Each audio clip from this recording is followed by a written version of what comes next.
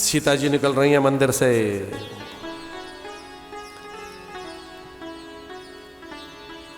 कंकण किंकिन नु पुरधुनि सो, कंकण किंकिन नु पुरधुनि सो, कहत लखन सन राम हृदय गुण। कंकण किंकिन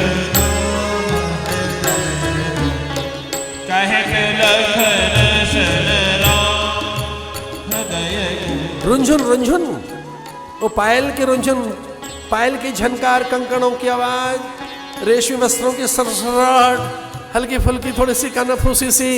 और देखिए राम ने कहा, अरे लक्ष्मण सुन, ये धुन, ये धुन, ये धुन सुन। किसकी धुन है ये? कंगन, कंगन बज रहे हैं मां के, पायल, मां के आभूषण। राम इतने आह्लादित हो गए, राम ने लखन के कंधे पर हाथ रखकर कहा, पहचान ये किसके स्वर हैं? भैया कहता है मां के स्वर हैं, मां आ रही है। मानो वदन वंदमी दीनी, मनसा विश्व विजय कहमीनी। कंकण किंकिन लीला बड़ी अद्भुत है। अकाम राम अब सीता से मिलने के लिए व्याकुल हो और कहने लगे कि ये कोई और नहीं है, रघुवंश कर सहज स्वभाव, मन कुपंथ पग धरन का। लक्ष्मण मैं अचानक ये आ रही जो धुन है किसी स्त्री की, इस पर मेरा ध्यान खिंचा जा रहा है। पहचाना ये कौन है? लक्ष्मण गिर पड़े चरणों में, मां आ रही है, लक्ष्मी जी आ रही है। मां बोले हाँ यही मैं कह रहा था कि मैं रघुवंशी हूं, पर स्त्री पर हमारा ध्यान कभी नहीं जाता। और इसका अर्थ है सीता आ रही है। तो इसका अर्थ क्या था? तू यहां से निकल, मैं जरा सीता ही से बात कर रहा हूं। निकल पड़े लक्ष्मण, राम और सीता लता कुंज में, लता भवन में, पत्रों के बीच में। अब संकोच कितना है, एक दूसरे से बात नहीं कर रहे ना, संवाद नहीं हुए, ये मर्यादा है। परस्पर एक दूसरे को देखा, आदर किया, आश्वासन दिया कि विचलित मत हो जाना, भयभीत मत हो जाना। राजाओं को एक बार प्रयोग कर लेने देना, धनुष उठाने का उनकी जो रचमाइश हो जाए, अब दुखी मत हो जाना। ठीक समय पर गुरुदेव मुझे आज्ञा देंगे और फिर अब बहुत देर नहीं होगी, मैं तभी बात करूंगा। मनी मन ये सारी बात हुई। इसे मर्यादा कहते हैं, इसे मर्यादा कहते हैं। वाल्मीकि रामायण और तुलसी रामायण का आधार लेकर हमने कथा सुनाई।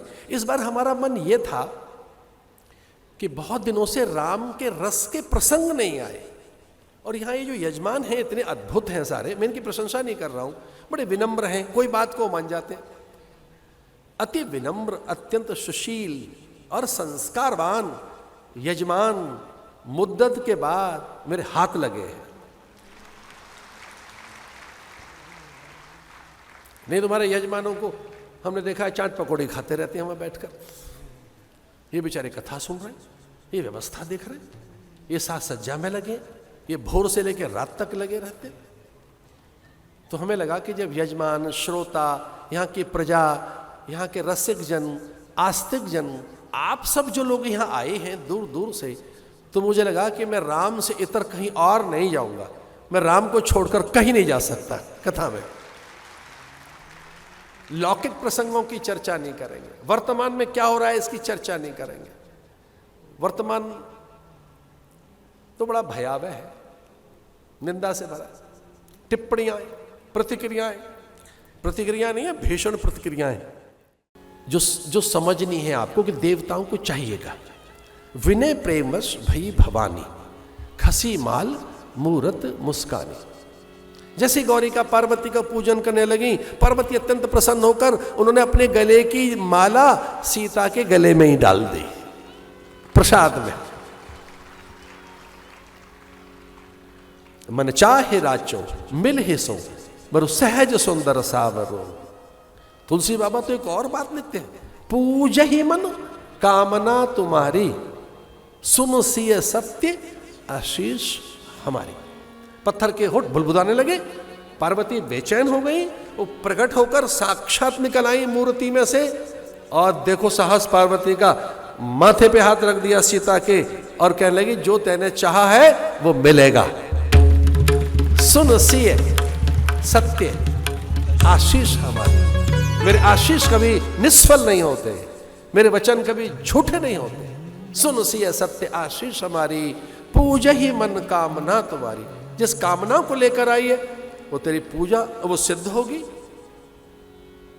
मन चाहे राचो मिले सो बरु, सहज सुंदर सावरो, करुणा निधान सुजान शील स्नेह जानत रावरो, ए भांति गौरी असीस सुन सिय सहित हिये हर्षित अली, तुलसी भवानी पुनि पुनि मुदित मन मंदिर चली, जान गौर अनुकूल सिय ही हर्ष न जाय कही, मंजुल मंजुल बाम अंग फरकन लगे। ये हमें पता होता है कि हमारा इष्ट प्रसन्न हो गया कि नहीं, ये किसी को नहीं पता, हमें पता होता है।